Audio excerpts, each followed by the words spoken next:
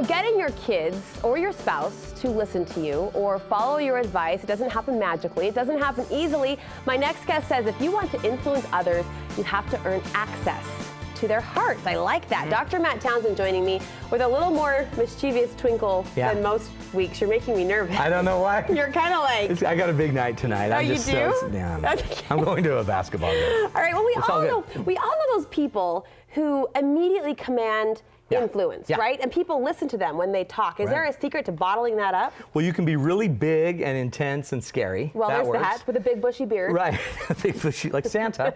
Or you could kind of try the slow kind of approach. One of the problems is when we have an agenda and we have an idea and I want you to go with me on my idea, like we need to talk, like let's talk. Yeah. Then I try to get you to open up and you won't open up. And I start doing this. And so I can keep pushing. But when we get into this, at some point, if you want someone to share their heart, you have to always do it on their terms.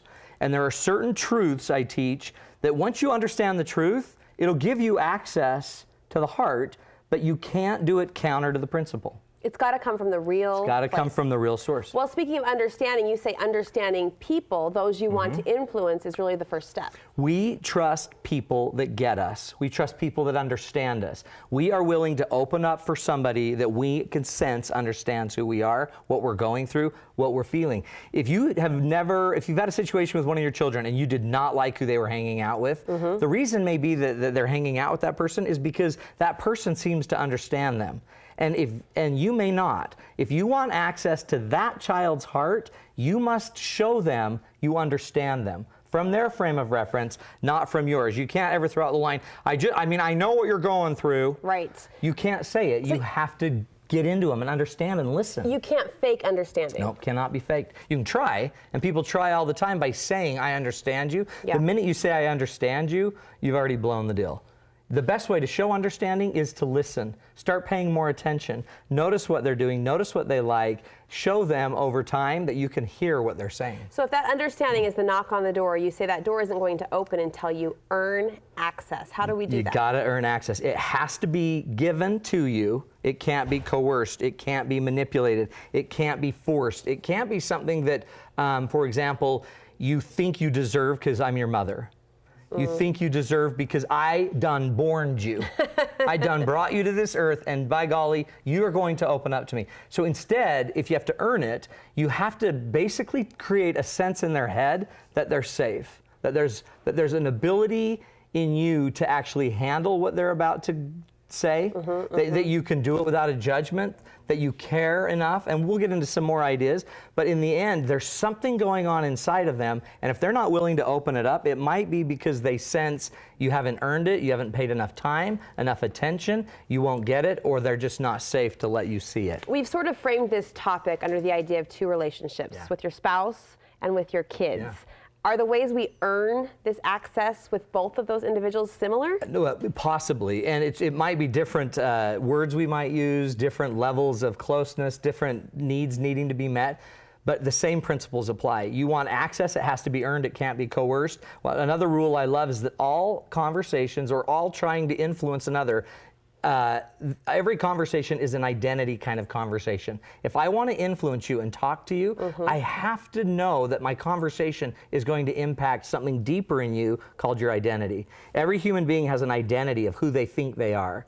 And we've built it up by our beauty, by our talents, our skills, our gifts, our degrees, our titles. Everything we've put around us is part of our identity. And if I'm trying to bring a conversation to you that might rock your identity, I need to understand that I'm not going to make this happen unless I understand that what I'm saying up here may be rocking what you are or what you believe about yourself down below. A lot of people don't like feedback because it rocks their identity. So I'm not perfect. What words could we say then, kind of from the more surface approach, what words could we say that would shape that identity without totally severing the relationship? Well, a great thing always is to focus on strengths, not necessarily like principles, like your hard work, your dedication, your discipline. I appreciate that about you. But more than words in the conversation, it's the spirit you're bringing. One of the questions I'd always ask myself is, do I care about my this person, my spouse or my child's identity issues about what we're talking about. So if I tell them, why are you always late? Why are you always late? It's like you are not even our child. You're like someone else's child. All of a sudden it becomes this identity thing, like mom and dad think I'm not even theirs. Or why can't you do better on your assignments? Your assignments. So all of a sudden the discussion about your homework is a discussion about, are you good enough? Or the husband that lost his job, and now I'm talking to you about your job loss, but really I'm vibrating this identity issue deep down. Or the mom that, why is the house a mess? Why? Every other house we go to is clean. So I'm having this conversation, but deep down, it's a conversation that's rocking an identity. So what about the line that I've said to a teenager that I love, you're better than this? You're better than Is that a bad approach yes. to take? Is that what you're talking about? I expected so much more out of you. Exactly. And we don't mean to rock that identity, Sure. but one of the rules when we get into this is that there's a past, a present, and a future to everything we do. There's a track record There's behind always a track record. And I think a lot of us are trying to get something today that we don't have a past to have deserved to have today. Because of what I've said in the past, because of rocking your identity in the past, because of me trying to coerce you in the past, I don't deserve you don't deserve my heart until I understand we have a track record of that. So sometimes we need to slow down to get somewhere. And we might want to slow down as we're trying to get our children to open up and try to create a track record of being there, of holding what they say faithfully, and then turning it in a healthy way. That consistency matters. So we've talked about earning understanding, earning access. You say there's a price to pay for all of this, and that's unconditional love. Unconditional love. Every human being needs to know they're safe unconditionally, that they're not going to be harmed. They also need to know unconditionally that they are loved. No matter what you do, I will always love you fully and wholly. And that is the price that has to be paid. And the crazy truth about this is they're the one that decides if they feel it or not. It's not if I said it. It's not if I thought they got it. It's if they got it. And if they don't feel loved, it won't matter what you have to say.